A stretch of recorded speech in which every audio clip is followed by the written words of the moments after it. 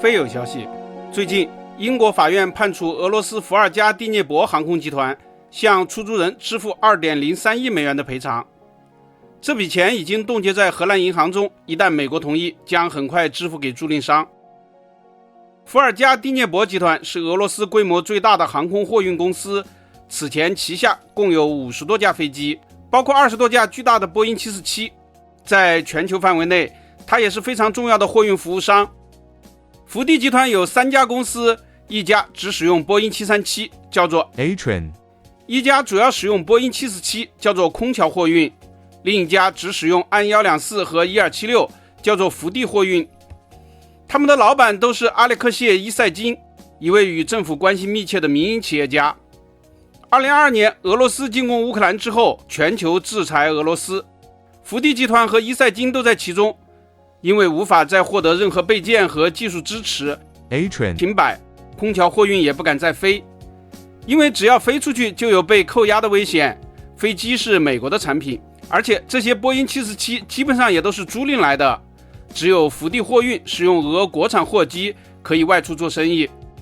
但是由于飞到西方发达国家仍有可能被扣押，它只能去友好国家。此前还有消息说，俄罗斯曾恢复了2架 ER96-400T 交由空桥使用。向空桥货运放租波音747的租赁商很多，包括全球飞机租赁大佬 AerCap， 也包括中国的中银租赁等。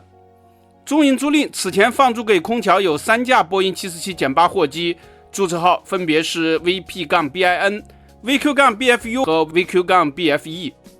2022年3月6日停飞时，中银租赁曾要求空桥货运立即归还飞机，但当天 VQ-BFU 和 VP-BIN 都飞回了莫斯科，只有 VQ-BFE 在香港被成功拦截，2024年2月归还给了中银租赁。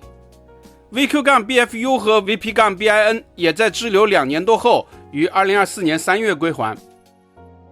空桥货运在欧洲也有分公司，它的德国分公司后来被清算，飞机归还给了租赁商。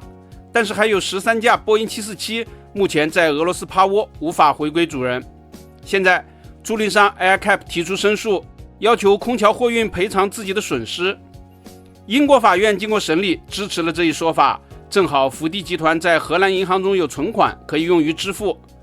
但是因为制裁由美国牵头，所以除了法院判决之外，还需要美国制裁委员会的批准。